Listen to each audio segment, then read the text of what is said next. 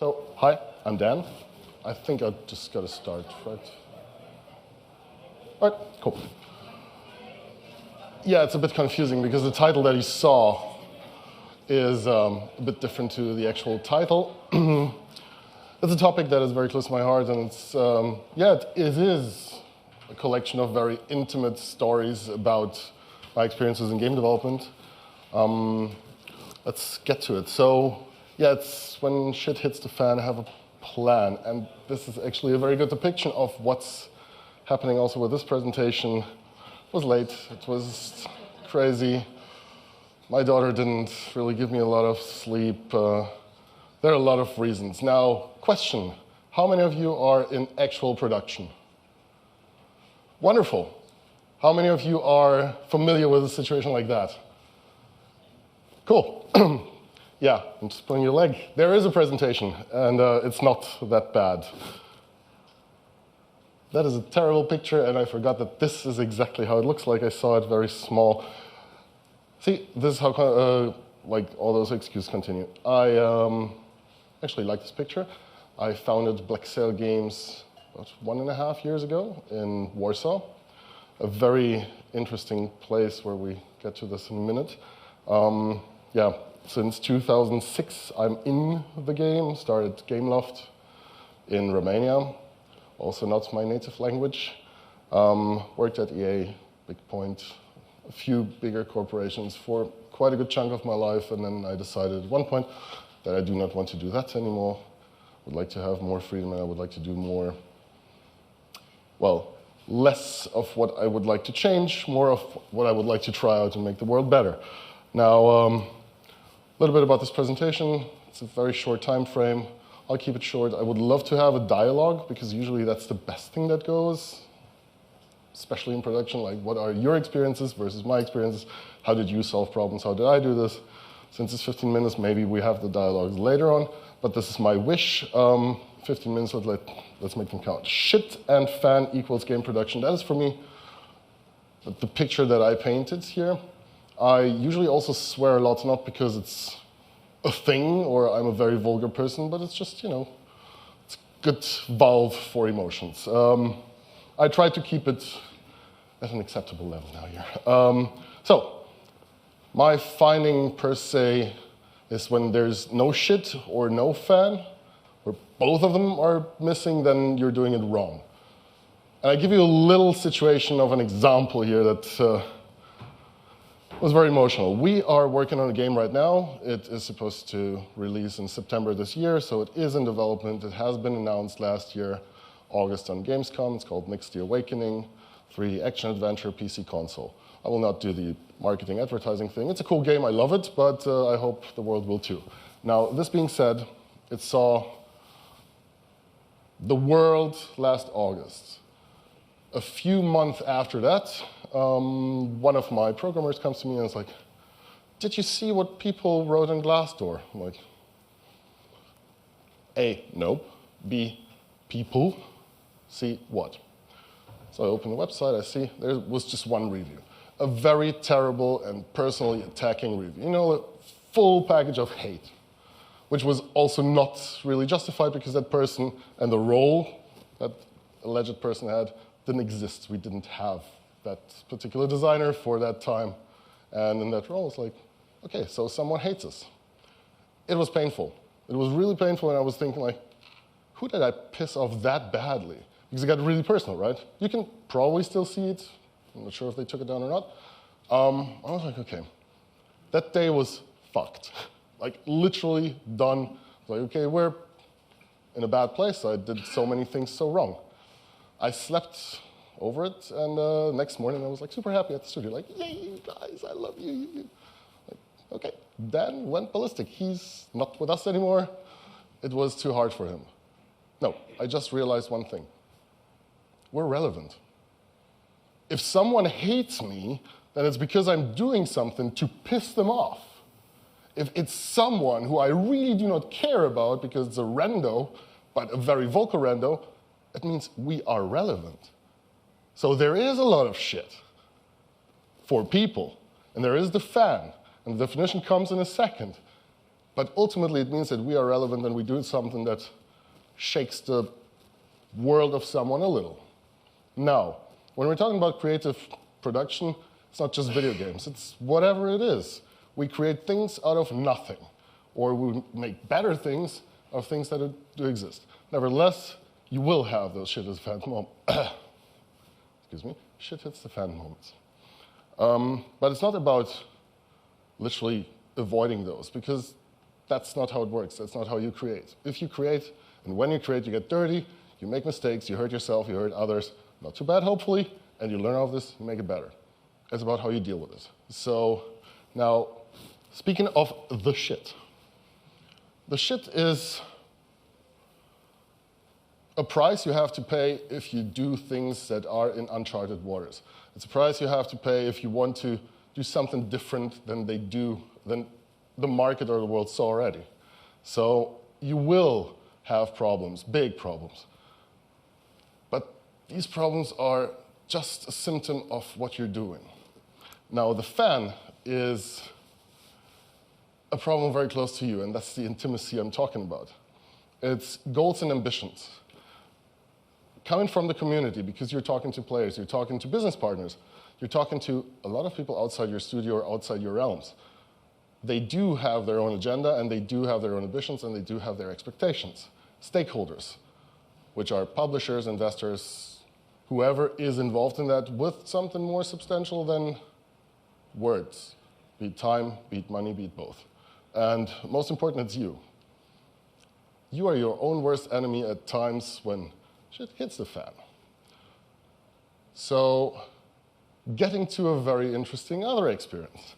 We had a very massive debate about some features within our game. In a nutshell, it's an action adventure. You hack and slay, and you have a color mechanic, and it's about how many colors you are swapping because they represent your power. Now, we're talking about a week of massive conflicts within the studio. Everyone was somehow involved. But how many colors do we use? What do they represent? Do we really want to stick to, initially we're talking 12 colors, or do we want to change it? So there was the point where I realized, guys, just take it easy. Because towards the end of the week I heard, oh, people will hate us for that. The players will hate us. We cannot do this because they hate us. And all of this hate. I'm like, no, they won't. Well, why do you say this? Because they don't know about it. The only people who know about this conflict, this feature set that apparently is so important, are here in this room. So just don't beat yourselves up. No one outside this room knows about this problem or these features that might or might not make the game. Extrapolate this. Extrapolate it to all the features that you're working on, all the things that you think are a make or break. Are they really a make or break? Is it worth losing time, creating frustrations, pissing a lot of people off for something that no one knows about? The circumstances. Pop quiz. How many of you know John Wick, the franchise? Probably everyone. Good. You have seen John Wick 2, the posters, right? Does this resemble what you saw? Okay, I will buy dinner and drinks to the person who can name the movie this comes from. I'm not talking about McDonald's here. No one? I would have loved to do this. Two Gun Gussie from 1918. And this charming gentleman here is Harold Lloyd, and it was a fun movie. I can recommend it if you go into nostalgia. Now, these are the circumstances. This is how you feel it many times. The usual ones are bad tech. You fight with problems with the engine, with problems with your machines, hardware, software, whatever it is. People gone, which means mentally or physically. Like sick leaves or people who just checked out because they're frustrated, they don't believe in what they're doing. Well, life happening. Communication broken. You heard it probably in every production talk and other talks, like communication is key. That's not the lie. The reason why it's repeated all the time is because it's very, very important. How you handle it, on the other way, that is not put to the point as I will do this in a second. There's always not enough time for what you want to create. Masterpieces are being created, and they're masterpieces because they see the light of the world, which means that at one point or another, someone said, it's good enough.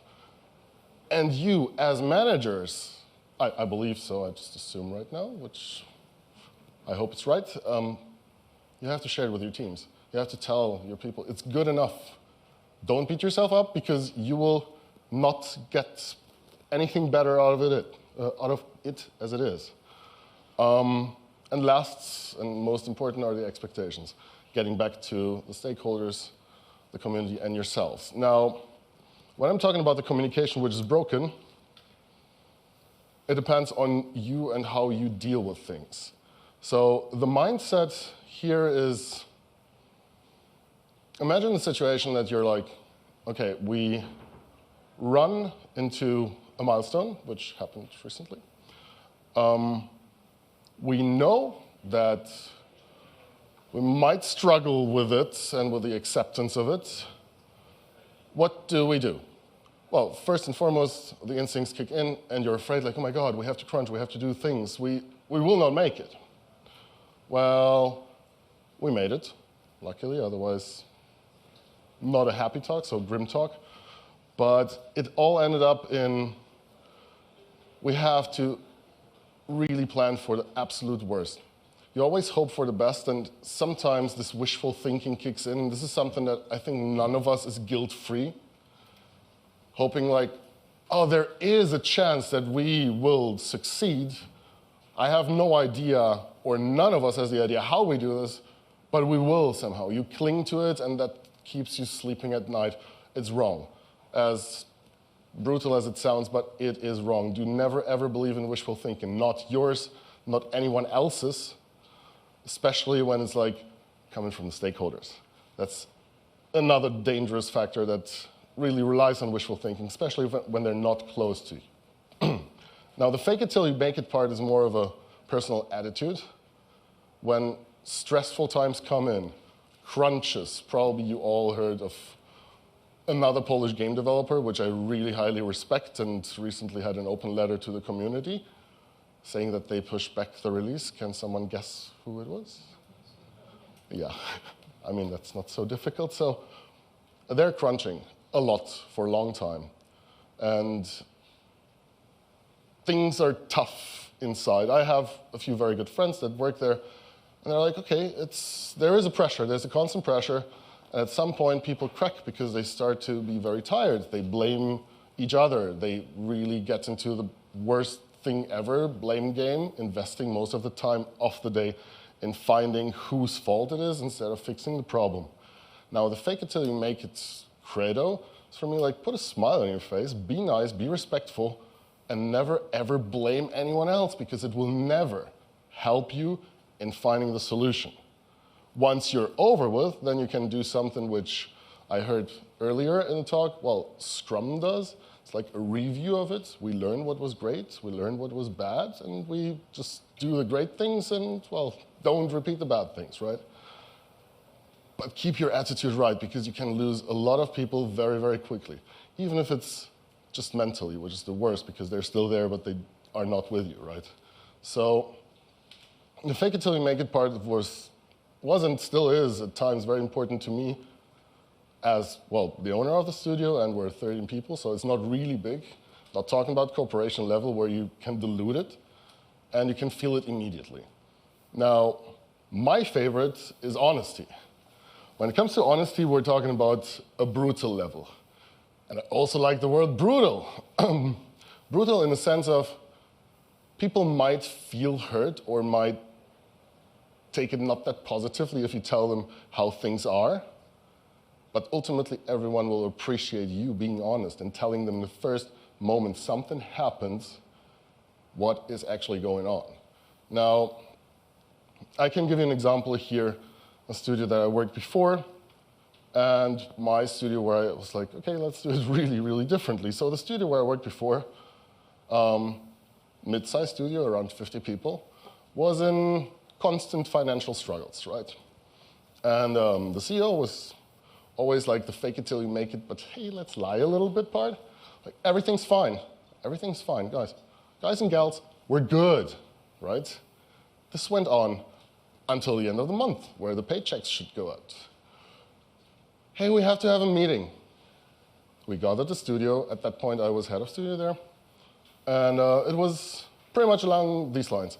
You know, we're doing our best, and we did our best for the past month. Bullshit, I know that it wasn't like that.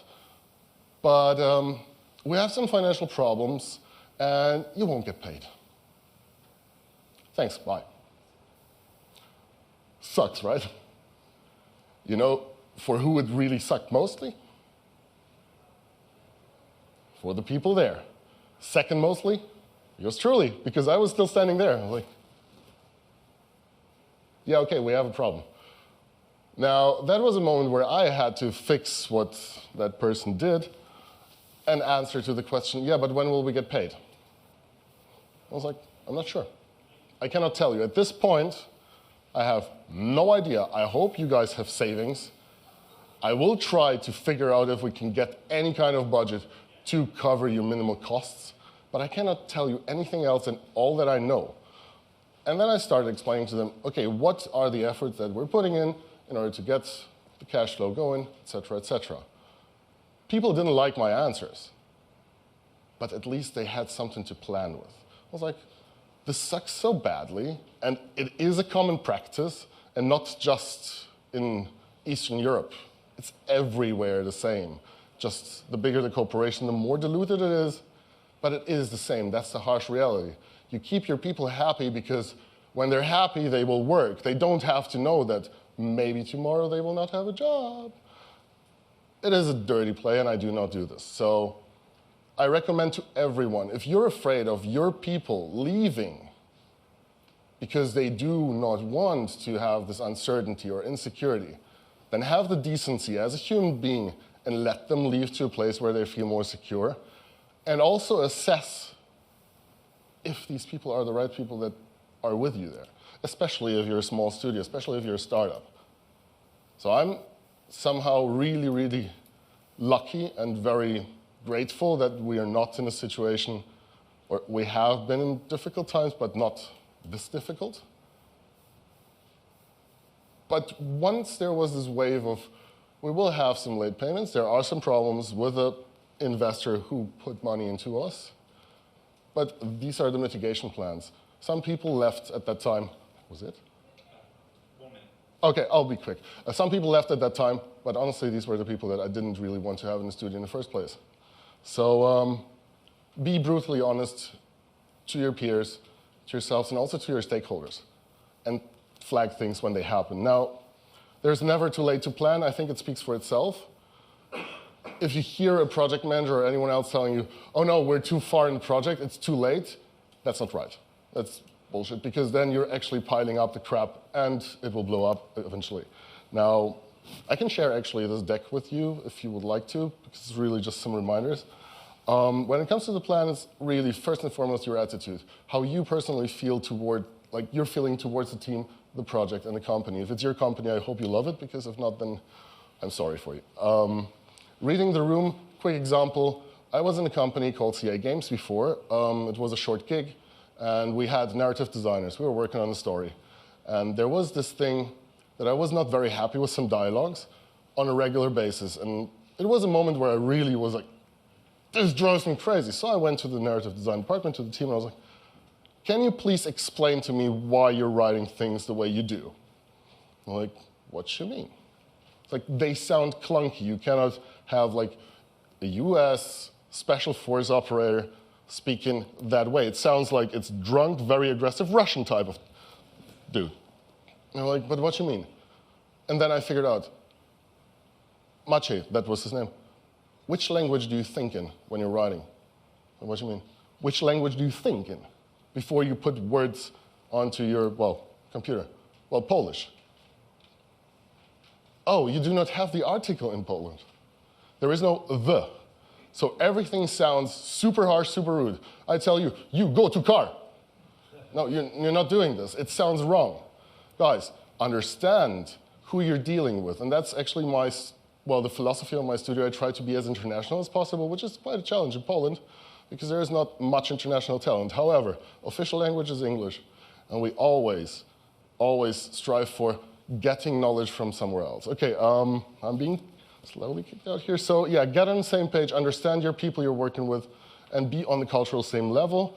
No time for the blame game. First bonus, let go of your ambitions and yourself and your ego, because you know your game. Remember, people know the game. And yeah, everyone wants a good game. No one wants a rushed game. CD Projekt. Love goes out to them. And that's it. Thank you.